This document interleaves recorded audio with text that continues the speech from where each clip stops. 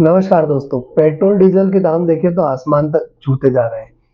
EV की बात करें तो ईवी सेक्टर में आज एक रिवॉल्यूशन आया हुआ है। कई सारी कंपनीज ऐसी हैं जो ईवी सेक्टर में अपने अलग-अलग प्रोडक्ट्स लॉन्च करती जा रही है। कोई अपनी कार लॉन्च कर रहा है तो कोई अभी अपना स्कूटर लॉन्च कर रहा है। अभी रिसेंटली मारुति अपनी पहली ईवी लॉन्च करने जा रही है। इसी कड़ी में आज हम लेके आए हैं आपके सामने एक एसएमई कंपनी का आईपीओ, जो कि अपने इलेक्ट्रिक स्कूटर और साथ ही साथ अपने इलेक्ट्रिक ई रिक्शा का व्यापार करता है। हम बात करें डेल्टा ऑटो कॉर्प लिमिटेड की, जो कि 2016 में एस्टेब्लिश हुई कंपनी, और कंपनी जो है टू व्हीलर और थ्री व्हीलर में डील करती है। कंपनी का जो मेनली प्रोडक्ट नेम है वो डेल्टिक के नाम से अपने स्कूटर और जो ई रिक्शा है वो मार्केट में सेल करती है।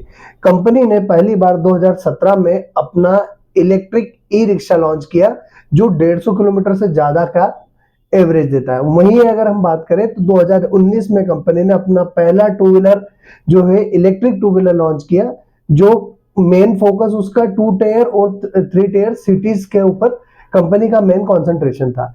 अब अगर हम बात करें कि कंपनी के जो प्रोडक्ट्स हैं, तो कंपनी टू व्हीलर में अपने दो प्रोडक्ट चलाती है, डेल्टिक ड्रिक्स और डेल्टिक ट्रेंटो। ये जो है कंपनी के जो है टू व्हीलर्स में आते हैं, इलेक्ट्रिक टू व्हीलर।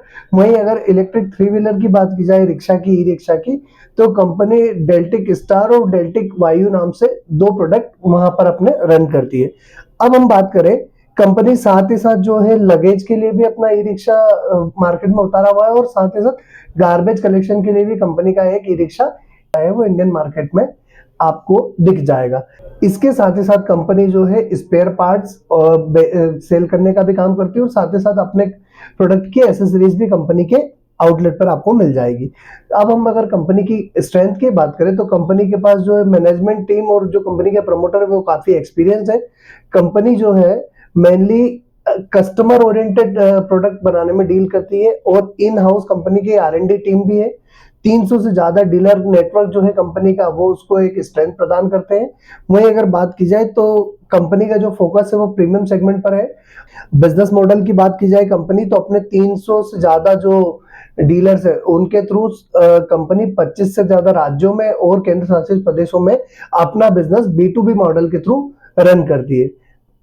दोस्तों, ये ओवरऑल एक हमने कंपनी का प्रोफाइल देखा कि कंपनी किस सेगमेंट में काम करती है, क्या प्रोडक्ट्स हैं, और इसकी काम करने का तरीका क्या है। अगर देखा जाए तो कंपनी का जो मेनली रेवेन्यू है, 99% के आसपास का रेवेन्यू जो है कंपनी का, वो B2B सेगमेंट से ही आता है। मतलब ओवरऑल कंपनी जो है अपना पूरा बिजनेस अपने जो डीलर्स है उनके माध्यम से ही करती है। हम एक बार कंपनी के आईपीओ डिटेल की बात कर लेते हैं। तो आज यानी कि 7 जनवरी से आईपीओ ओपन हो चुका है, 9 जनवरी तक आईपीओ खुला रहेगा, और 14 जनवरी के दिन इस आईपीओ की इंडियन स्टॉक मार्केट में लिस्टिंग होगी।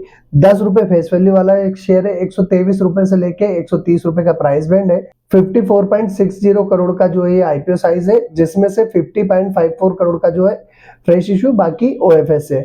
एनएससी का एसएमई आईपीओ 35% रिटेल कोटा है, 50% क्यूआईबी कोटा और 15% इसमें जो है एनआईआई कोटा है। अब अगर हम बात करें कि एक लॉट में जो मिनिमम इन्वेस्टमेंट होगा वो 1000 शेयर के लिए होगा, 1,30,000 रुपए के लिए। रिटेल के लिए मिनिमम भी यही होगा और मैक्सिमम भी यही होगा। एचएनआई के लिए जो मिनिमम इन्वेस्टमेंट होगा वो 2 लॉट के लिए होगा, 2000 शेयर के लिए 2,60,000। चलिए दोस्तों, अब हम एक बार कंपनी के फाइनेंशियल समझ लेते हैं कि फाइनेंशियली कंपनी स्ट्रांग है, वीक है, या फिर एक अच्छी प्रेजेंस रखती है। तो समझते हैं एक बार कंपनी के फाइनेंशियल्स। तो रेवेन्यू की बात की जाए तो 2021 से 2023 तक के इन्होंने अपने फाइनेंशियल शो किए हैं। 16.74 करोड़ का रेवेन्यू इनका जो है 2021 का था, 2022 का 57.53 करोड़ का है, और 2023 का 80.56 करोड़ का रेवेन्यू है। एक्सपेंसेस की बात की जाए 16.19 करोड़ के 2021 के, 51.89 के 2022 और 73.69 करोड़ के 2023 के एक्सपेंसेस शो किए हैं। प्रॉफिट आफ्टर टैक्स की बात की जाए तो 0.42 करोड़ मतलब 42 लाख का प्रॉफिट जो है इनका 2021 का है। 2022 का 4 करोड़ 20 लाख का प्रॉफिट है, और 5 करोड़ 13 लाख का जो प्रॉफिट है इनका वो 2023 का है। असेट्स की बात की जाए तो 7 करोड़ के असेट्स इनके पास 2022 में 21 में थी, 2022 में 20.34 करोड़ की हो गई, 2023 में 21.09 करोड़ की। तो अगर रेवेन्यू वाइज देखें तो कॉन्स्टेंटली ग्रोथ की है कंपनी ने, और प्रॉफिट भी कॉन्स्टेंटली बढ़ा ही है, असेट्स भी बढ़ी है। दोस्तों, अगर हम कंपनी के वैल्यूएशंस की बात की जाए तो 23.69 का इनका आरओई है, आरओसी 19.32% है, डेब्ट टू इक्विटी रेशियो 0.49 है, ठीक ठाक है, कोई तकलीफ वाला नहीं है। रिटर्न ऑन नेटवर्थ 21.18% है। पेड जो है 10.64 का है। प्राइस टू बुक वैल्यू जो है 6.53 की है। ईपीएस जो है 7.21 है। प्री आईपीओ पोस्ट आईपीओ 5.39 हो जाएगा। वहीं अगर पी रेशियो देखें तो 18.03 का है। प्री आईपीओ पोस्ट आईपीओ 24.11 का हो जाएगा। दोस्तों कंपनी वैल्यूएशन वाइज तो ठीक है। अब हम एक बार कंपनी का ऑब्जेक्टिव समझ लेते हैं कि कंपनी अपना जो है आईपीओ वो क्यों लेके आई। अब तो इन्होंने मेंशन किया है funding of expenditure toward setting up electric three wheeler fabrication plant and painting plant. इनको फंड्स की रिक्वायरमेंट है, अपना फैब्रिकेशन प्लांट स्टार्ट करना है, किसके लिए, थ्री व्हीलर के लिए, और साथ ही साथ पेंटिंग प्लांट भी स्टार्ट करना है।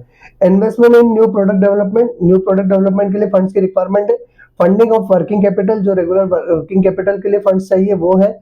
जनरल कॉर्पोरेट पर्पस के लिए इनको फंड चाहिए to meet out the offer expenses. और ये जो ओएफएस या आईपीओ लेके आए जिसमें थोड़ा सा ओएफएस भी है, उसके लिए भी इनको जो एक्सपेंसेस आएंगे उसके लिए इनको फंड की रिक्वायरमेंट है। दोस्तों अगर इस कंपनी का देखें ओवरऑल तो ठीक ठाक कंपनी लगती है। कंपनी छोटी इसलिए लगती है मुझे, एसएमई में आईपीओ लाई है और साथ ही साथ देखें तो इस सेक्टर में काफी ज्यादा बड़े प्लेयर शामिल है। जैसे टीवीएस की बात करें तो टीवीएस का अपना एक iQube के नाम से स्कूटर आता है जो काफी फेमस है। ओला ऑलरेडी मार्केट में है और इसी के साथ साथ हीरो ने भी अपने इलेक्ट्रिक व्हीकल लॉन्च कर दिए हैं। तो कंपटीशन काफी ज्यादा है। अब ये आज सरवाइव करेगी नहीं करेगी, आने वाले समय में क्या सिचुएशन रहेगी मुझे नहीं पता, पर आज इसकी प्रेजेंस काफी अच्छी है। अगर बात की जाए तो नेटवर्क भी ठीक है इसका। अब अगर हम एक बार देखें तो इसका जीएमपी भी देख लेते हैं कि जीएमपी क्या है इसका। अब जीएमपी की बात करें हम तो मोटा मोटा 85% के आसपास का जीएमपी है। 110 रुपए के आसपास जीएमपी आ रहा है। 130 रुपए की प्राइस है और 110 रुपए के आसपास का जीएमपी। जीएमपी काफी अच्छा आ रहा है, क्यों, क्योंकि इसका नेटवर्क जो है वो काफी वाइड है। और पहले दिन का सब्सक्रिप्शन की बात की जाए तो आज स्टार्ट हुआ और करीब करीब 5 गुना से ज्यादा, 5 टाइम्स से ज्यादा ऑलरेडी सब्सक्राइब हो चुका है। और सबसे बड़ी बात अगर देखें तो दोस्तों इसमें एक बहुत अच्छी चीज देखने को मिली है। अब इसमें जो मैं आपके साथ शेयर करना चाह रहा हूं वो है इसके एंकर इन्वेस्टर्स की लिस्ट। इसमें अगर हम देखें तो भारत वेंचर्स अपॉर्चुनिटी फंड ने जो है 1,42,00,000 शेयर के लिए अप्लाई किया है, जिसमें 12% हिस्सा खरीद रहे हैं 1,84,60,000 रुपए के लिए। वहीं एचडीएफसी बैंक ने 77,000 शेयर खरीद रही है 130 रुपए के प्राइस में, 6.58%, 1,10,00,000 रुपए के। वहीं सेंट कैपिटल की बात की जाए तो 1,42,000 शेयर खरीद रहे हैं, 12% हिस्सा ये भी खरीद रहे हैं 1,84,60,000 रुपए के लिए। ऐसी अगर इसकी एंकर लिस्ट दिखी जाए तो काफी अच्छे अच्छे नाम इसमें शामिल है। इंडियन नाम की बात करें तो इस हिसाब से ये आईपीओ की लिस्टिंग के हिसाब से अट्रैक्टिव लगता है। अब इसमें आपको पैसा लगाना है नहीं लगाना है वो आपका डिसीजन है, आपको लेना है। मैंने इसकी जो मैक्सिमम डिटेल्स मेरे पास अवेलेबल थी या मेरे सोर्सेज से मैं आपके सामने प्रस्तुत कर सकता था वो मैंने आपके सामने प्रेजेंट कर दी। अब डिसीजन आपको लेना है इस आईपीओ में पैसा लगाना है नहीं लगाना। मैं तो फिलहाल इस आईपीओ में पैसा लिस्टिंग के हिसाब से लगाऊंगा और मैं आज इंतजार करके कल लगाऊंगा, ताकि आज जो ये आपका एचएमपीवी वायरस जो आया है इसका भी इफेक्ट आज इंडियन स्टॉक मार्केट पे जैसे हमने पूरे दिन देखा इफेक्ट नहीं दिखने को मिला, तो क्या जाते जाते या अगर हम देखें कि कल क्या इफेक्ट आता है, कल खुलने के बाद अगर मार्केट स्टेबल होते हैं तो मैं डेफिनेटली इसमें अप्लाई करने जाऊंगा। आप क्या करने जा रहे हैं कमेंट बॉक्स में कमेंट करके जरूर बताइएगा। और दोस्तों यदि तक अभी तक आपका या आपकी फैमिली मेंबर का डीमेट अकाउंट ओपन नहीं हुआ है तो डीमेट अकाउंट ओपन करवा लीजिएगा। ग्रीव्स कॉटन की सब्सिडरी कंपनी जो है ग्रीव्स मोबिलिटी वाली, उसका आईपीओ आ रहा है जो कि शेयर होल्डर कोटा है। इसके बाद अगर हम बात करें तो डॉक्टर अग्रवाल की सब्सिडरी कंपनी जिसका आईपीओ आ रहा है उसमें शेयर होल्डर कोटा है। और साथ ही साथ इडलवीज जो है इसका ने भी पुष्टि कर दी, ये भी अपने जो सब्सिडरी कंपनी है उसका आईपीओ आ रहा है, उसमें भी इडलवाइज के शेयर होल्डर्स के लिए शेयर होल्डिंग कोटा रहेगा। तो अपना डीमेट अकाउंट खोल के अपनी तैयारी रखें। आईएफएल कैपिटल की फ्री डीमेट अकाउंट की लिंक हमने डिस्क्रिप्शन में दे रखी है ऑलरेडी, वहां से आप अपना डीमेट अकाउंट ओपन कर लीजिए, जिसके लिए कोई भी चार्ज नहीं लगता, free of cost demat account open होता है और फर्स्ट ईयर एमसी फ्री होती है।